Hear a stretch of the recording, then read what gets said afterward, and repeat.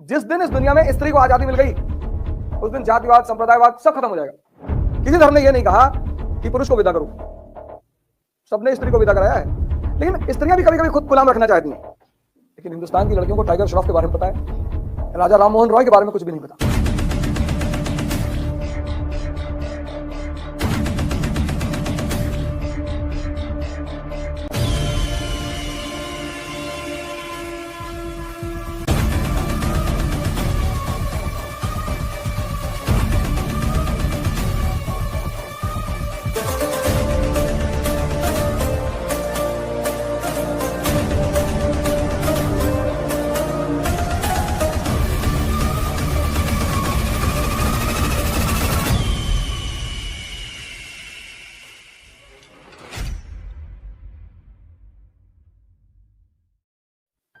जैसे बड़े सारे समाज हैं, ट्राइबल समाज है, जहां लड़के विदा होते हैं।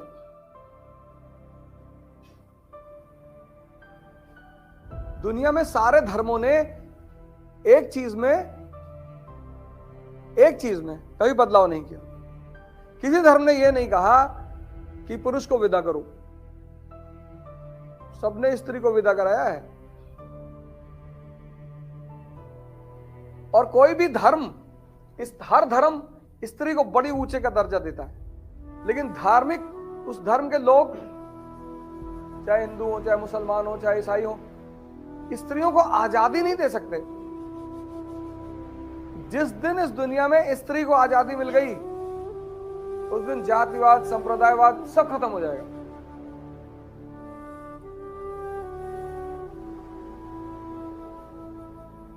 क्योंकि जब स्त्री के पास चुनने का अधिकार होगा तो वो उसी को चुनेगी जो धनुष तोड़ेगा।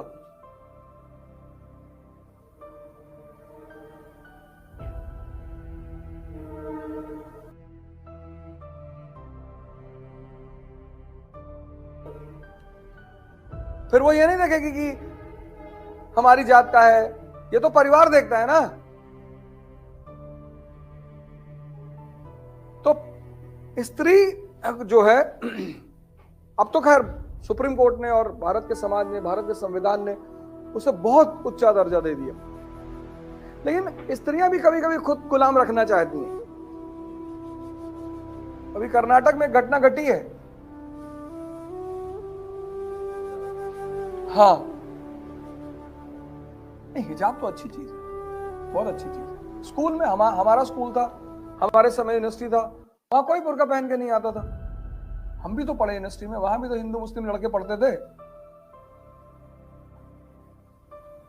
ड्रेस ज्योग्राफी पे डिपेंड करता है। ऐसे भी जून की जब दोपहर कानपुर में आएगी ना, तो लड़का लड़की चाहे जिस धर्म का हो, अगर जो भी बाइक से चलेगा वो मुंह कवर करके चलेगा, लू से बचने के लिए। तो इस्लाम पैदा हुआ सऊदी अरेबिया में, है ना। तो वहां पुरुष और औरत दोनों पर्दा करते हैं। हिजाब तो बहुत अच्छी चीज है। हिजाब वो जो यहां तक कवर करके बांधते हैं ऐसे पूरा, वो हिजाब, वो तो बहुत अच्छी चीज है। हालांकि औरतों के लिए कोई ड्रेस निर्धारित नहीं किया जा सकता, ये बात एकदम सही है। लेकिन कुछ ड्रेस है जो औरतों में बहुत अच्छे लगते हैं। किसी के लिए कोई ड्रेस नहीं बनाई जा सकती, और ये सब चुनना औरत का अधिकार है, वो क्या पहनेगी क्या नहीं पहनेगी। तो अब तो आज तो भारत ने बहुत अधिकार दे रखे हैं औरतों को। लेकिन आज से 50 साल पहले, 100 साल पहले, कुछ भी तुम अगर गुप्त काल के बाद का समय भारत में देखो, स्त्री को ना तो पुरुष की संपत्ति में अधिकार है, ना पिता की संपत्ति में। तभी तो सती होती थी। 11 साल में शादी हो गई, बाल विवाह, 12 साल में विधवा हो गई। पति के संपत्ति में अधिकार ही नहीं, पिता के संपत्ति में अधिकार ही नहीं, शिक्षा नहीं थी उसके पास, कोई व्यवसाय नहीं था उसके पास। तो जो उसको पालता वो उसका शोषण भी तो करता। यूज भी, प्रेम रोग जो मूवी बनी है वो इसी पे तो बनी है, नहीं देखा?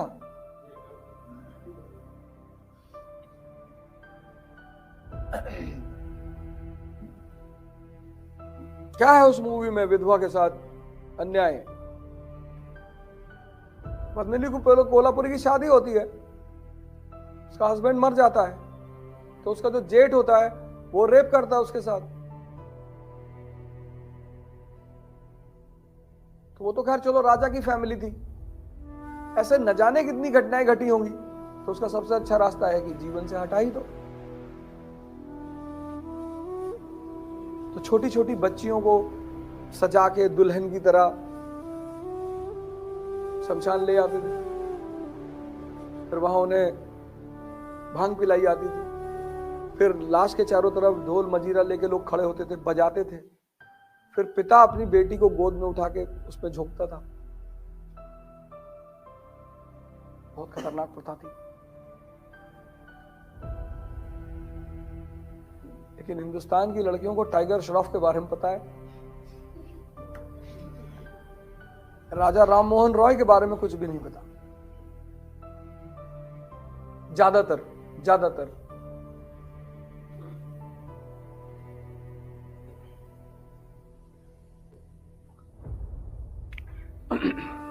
ये देखो, मौर्य काल, मौर्यन पीरियड और पोस्ट गुप्ता हर्षवर्धन का काल। यहां पे सती प्रथा नहीं है, यहां पे सती प्रथा है।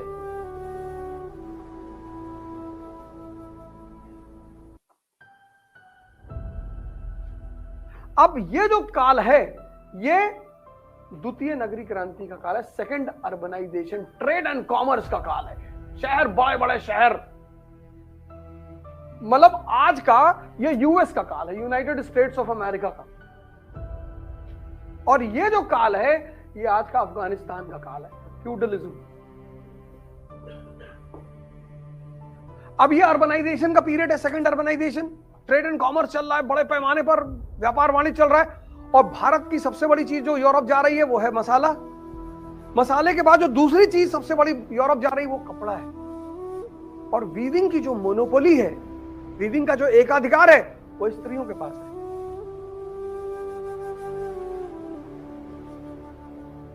भारत के दो प्रमुख निर्यात के वस्तु, पहला मसाला, दूसरा कपड़ा। और कपड़े में वीविंग की मोनोपोली किसके पास है? तो उससे क्या हुआ? वुमन की आर्थिक स्थिति बड़ी मजबूत रही। तो चूंकि उसकी आर्थिक स्थिति मजबूत रही, तो उसकी सामाजिक स्थिति मजबूत रही।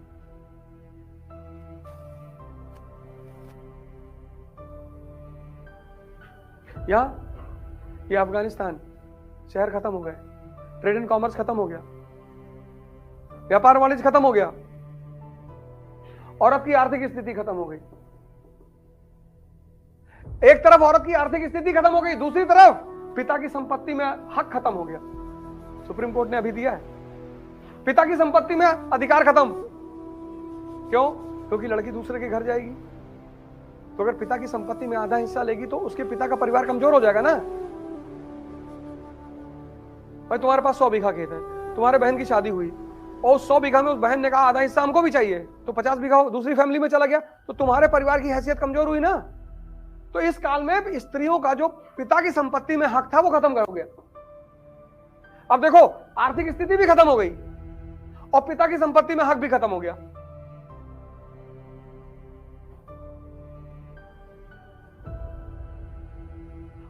और इस परिस्थिति में चाइल्ड मैरिज, बाल विवाह। अब अगर 10 साल की लड़की की शादी हुई और वो 11 साल में विधवा हो गई, तो ये अपने घर नहीं जा सकती, क्योंकि पिता की संपत्ति में हक नहीं है, इसके पास अपना सोर्स ऑफ कोई इनकम नहीं है। और जो भी इसको पालेगा वो इसको यूज करेगा।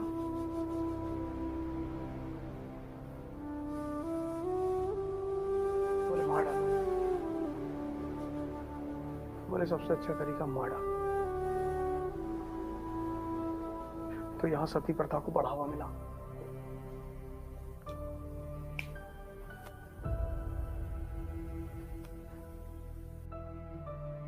यानी अब तुम्हें इस इतिहास को पढ़कर एक चीज तुम्हारी क्लियर हो गई कि यार अगर किसी की भी सामाजिक स्थिति मजबूत करनी है